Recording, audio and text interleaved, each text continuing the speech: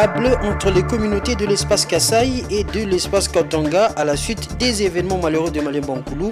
Une rencontre est annoncée entre les sénateurs du Kasaï et les notables du Katanga.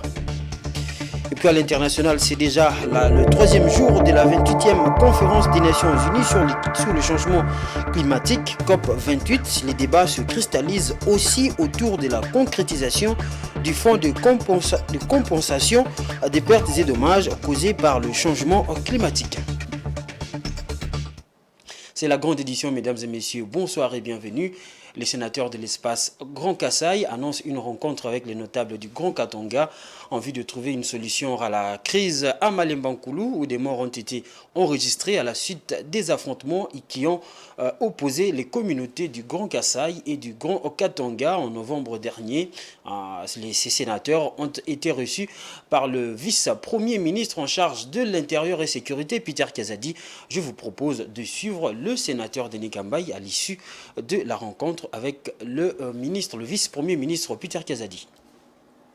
Devant vous, vous avez la grande délégation des sénateurs de l'espace du Grand Kasaï, assistés des notables membres de la synergie des notables de l'association du Grand Kasaï.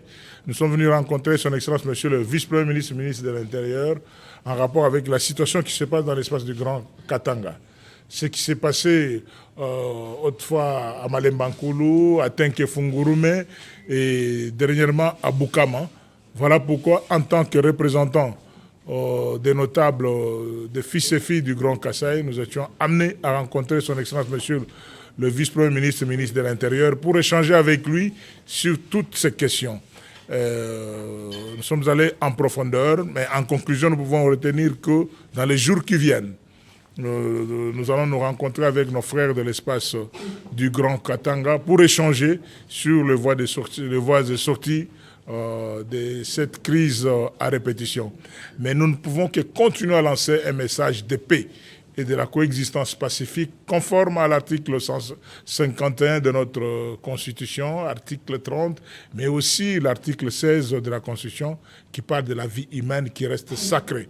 Voilà, sans entrer en détail, nous pouvons continuer à lancer un message de paix parce que nous sommes tous des Congolais et pendant cette période de la campagne électorale, dans peu de temps, nous allons passer aux élections de décembre 2023. Nous avons besoin de la paix et la coexistence pacifique intercommunautaire dont une séance de travail va être organisée ici à Kinshasa très prochainement et échangée entre nous, fils et filles de l'espace du Grand Katanga et ceux de l'espace du Grand Kasaï.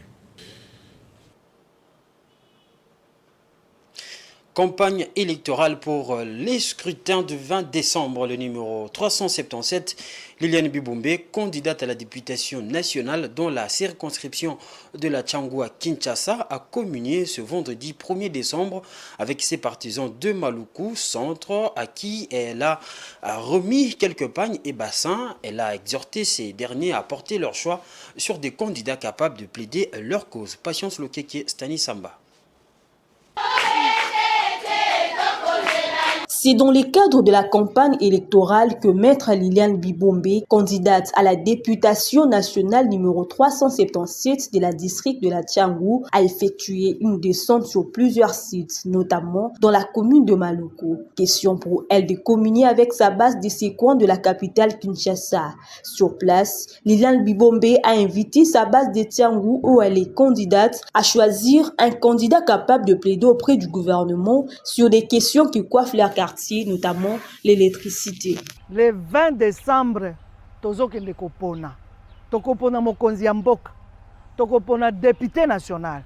Tokopona député provincial. Tokopona pe ba conseillers municipaux. Mais tokopona nani? Esengeli tokende kopona batu oyo ba okende kolobela makambo na biso epai ya gouvernement po ete ezwa solution. Ba problème eza ike na kati ya circonscription na biso ya Tchangou. Toyebi ete makambo oyo toza ko vivre na kati ya ba quartier na biso eleki ebele. Esengeli moto oyo okende kolobela biso alobela likambo ya lotiliki. Oyo tozo tungisama mingi na kati ya ba quartier na biso. Alobela likambo ya mai oyo population eza na yango besoin po ete eza kozanga na kati ya ba quartier na biso. Toza pe na besoin balabala ya kitoko ekota pe na kati ya ba commune na biso. po ba quartier na biso ezala accessible. En bonne mère de la famille, la candidate numéro 377, Liliane Bibombe, ne s'est pas présentée main vide auprès de sa base. Elle a apporté avec lui bassin et panne, une satisfaction pour le bénéficiaire qui promettent de porter leur choix sur les numéros 377.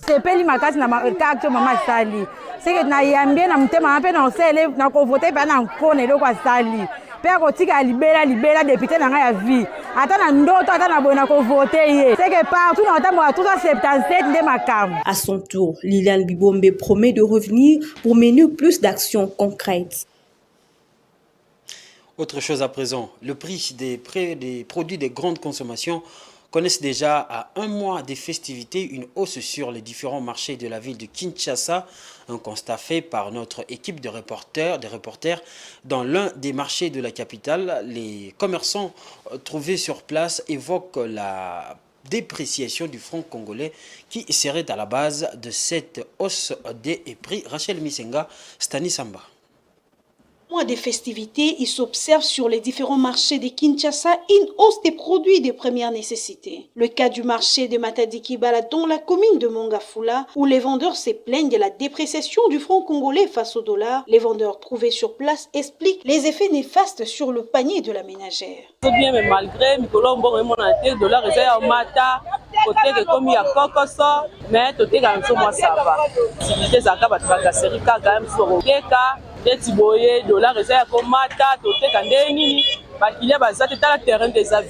Attaque, il y a encore Azad. Tout est quand même, dollars, et ça, on mata ma casse. Dollar et maté, que les boyés mati. Ça qui a mal dans nos sommes à 10 000, 5 000. Et comme il y a dollar. Comme il s'est tout à la franc. On ressemble à un dollar, bon, comme il vient, comme il cher, ma casse. Tous autres, on a été paiement. Ça, il y a 100 000 à 3 000.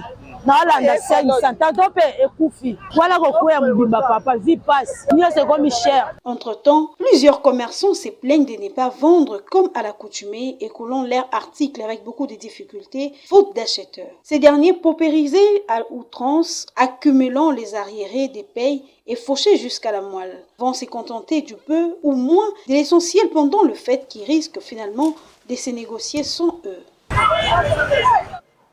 On va rester à Kinshasa. Sur le boulevard Lumumba, les vendeurs ambulants, communément appelés à Kinshasa les chailleurs, dénoncent les tracasseries des agents de l'ordre. L'exécutif provincial interdit de vendre sur le boulevard Lumumba, une situation qui les dérange face à ce comportement des éléments de la police. Ces commerçants ont lancé un cri d'alarme. Suivez. Les policiers nous arrêtent, alors que d'autres jeunes ont choisi d'être des voleurs, mais les forces de l'ordre nous tracassent. Nous autres, on ne peut pas voler, ni aller faire des menaces contre les paisibles citoyens comme font les autres. Raison pour laquelle on vient ici pour trouver un petit rien qui devrait parfois nous aider de rentrer à la maison avec un 10 000 francs, acheter même quelque chose. Si tu rentres à la maison avec un 15 000 francs, tu gardes parfois 5 000 et tu utilises 10 000 francs. Ceux-là qui ont parfois des enfants à la maison arrivent quand même à les nourrir et payer le loyer, trouver de quoi se vêtir. C'est ce qui nous arrête à ne pas aller terroriser les autres. Nous les vendeurs de la ville, les policiers nous font vraiment souffrir. Une fois qu'ils t'arrêtent, ils prennent aussi toutes nos marchandises. Avant de te libérer, il faudrait payer une amende. Alors nous voulons que le chef de l'État jette aussi un regard à notre sujet parce que si parfois il y avait du travail, on n'allait pas se livrer à cette activité de vendre sur le boulevard. Nous sommes en train de souffrir. On nourrit aussi nos familles. Mais il y a des tracasseries. Le chef de l'État, nous sommes des chômeurs, on n'a pas d'emploi. On se débrouille pour se battre contre le chômage.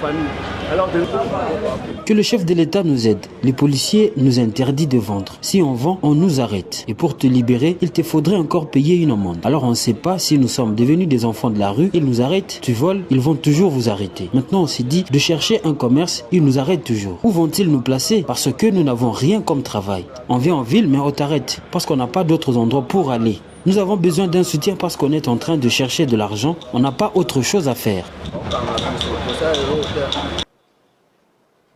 Vous allez corriger avec moi, il s'agissait du boulevard du 30 juin et non du boulevard Lumumba. Le club congolais en sport, le club congolais tout-puissant Mazembe a réussi à s'imposer 1-0 à domicile face au club sud-africain Mamelodi Sundowns. Cette rencontre s'inscrivait dans le cadre de la deuxième journée de la phase des groupes de la Ligue des Champions. Après une première période soldée sur le score de 0 but partout, les hommes de Lamine Diaye ont appuyé sur l'accélérateur en deuxième mi-temps. C'est à la 60e minute que les Corbeaux de Lubumbashi ont marqué l'unique but de ce match grâce à Glody Lukonza, servi par Kinzumbi. Mesdames et messieurs, maintenant on va faire place à la page internationale.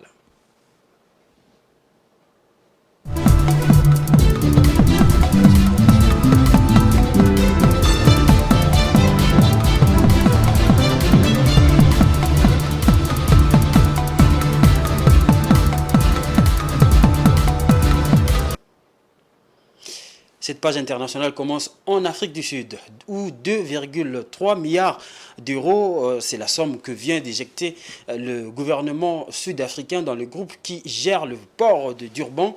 Cette enveloppe aidera au renforcement des moyens logistiques du port, qui traite environ 60% du trafic des conteneurs du pays. Suivez. Un coup de pouce pour le port de Durban. Le gouvernement sud-africain a annoncé vendredi l'injection de 2,3 milliards d'euros dans le groupe qui gère cette infrastructure. Transnet étant en proie aux difficultés financières, opérationnelles et de gouvernance, alors que le deuxième plus grand port sud-africain doit faire face à un engorgement accru de conteneurs imputé au mauvais temps. Une quinzaine de cargos transportant 40 000 conteneurs attendaient encore d'accoster vendredi contre un pic de plus de 70 000 conteneurs la semaine dernière, selon le directeur de l'Association sud-africaine des transitaires. L'enveloppe aidera notamment au renforcement des moyens logistiques du port, qui traite environ 60% du trafic de conteneurs du pays. Le principal parti d'opposition en Afrique du Sud, l'Alliance démocratique, a qualifié de désastreuse pour l'économie la situation au port de Durban, alors que le port de Richards Bay est également en difficulté. Et puis, la 28e conférence des Nations Unies sur les changements climatiques, COP28, s'est ouverte ce jeudi 30 novembre à Dubaï, aux Émirats Arabes Unis. Plus de 140 dirigeants internationaux y participent avec l'objectif d'accélérer l'action en faveur du climat. Plusieurs annonces ont été faites, parmi lesquelles la concrétisation du fonds de compensation des pertes et dommages. Tout semble en ordre pour que cette COP soit une réussite. Le ton était donné avant même l'arrivée des quelques 170 chefs d'État et de gouvernement ce vendredi. Déjà des annonces après seulement 2 jours de réunion. Jeudi, le fonds de compensation des pertes et dommages se concrétise. Attendu depuis des décennies, il doit aider les pays vulnérables à faire face aux conséquences du réchauffement climatique. 500 millions de dollars promis. Il en faut des milliards, mais le mécanisme est enclenché. Et puis, fini les discours creux. Place au concret. La planète en a ras-le-bol des accords climatiques non respectés, des objectifs de réduction des émissions de carbone négligés. 110 pays soutiennent déjà un premier outil pour la neutralité carbone. À l'échelle mondiale, nous nous sommes engagés à multiplier par 3 les énergies renouvelables. Dans cette lignée, le pays hôte, les Émirats Arabes Unis, géants du pétrole, veulent montrer l'exemple. Je suis heureux d'annoncer la création d'un fonds de 30 milliards de dollars pour des solutions climatiques au niveau mondial. Un nouveau fonds public-privé pour trouver notamment des solutions de captage et de stockage du carbone, de quoi permettre aux producteurs d'hydrocarbures de continuer d'exploiter les gisements aussi longtemps que possible. Et pourtant, nous ne pouvons pas sauver une planète en feu avec une lance à incendie de combustibles fossiles. Ce sont eux qui nous conduisent tout droit vers un réchauffement d'au moins 3 degrés d'ici la fin du siècle. Le président français invite le G7 à arrêter de brûler du charbon. Le document de travail en vue de l'accord final va plus loin. Il propose de se prononcer enfin sur une réduction ou une sortie des énergies fossiles. Ce sera sans aucun doute le paragraphe le plus discuté ces prochains jours. Nous sommes arrivés à la fin de ce journal. Je vous rappelle les titres. Pour pour assurer une paix durable entre les communautés de l'espace Kasaï et de l'espace Katanga. À la suite des événements malheureux de Malemba-Nkulu, une rencontre est annoncée entre les sénateurs du Kasaï et les notables du Grand Katanga. Et puis c'est déjà le 3e jour de la 28e conférence des Nations Unies sur le climat COP28. Les débats se cristallisent aussi autour de la concrétisation du fonds de compensation et des pertes et dommages causés par le changement climatique. Voilà, c'est tout pour ce journal, mesdames et messieurs. Merci à vous de l'avoir suivi et restez branchés sur le programme des Géopolis à télévision.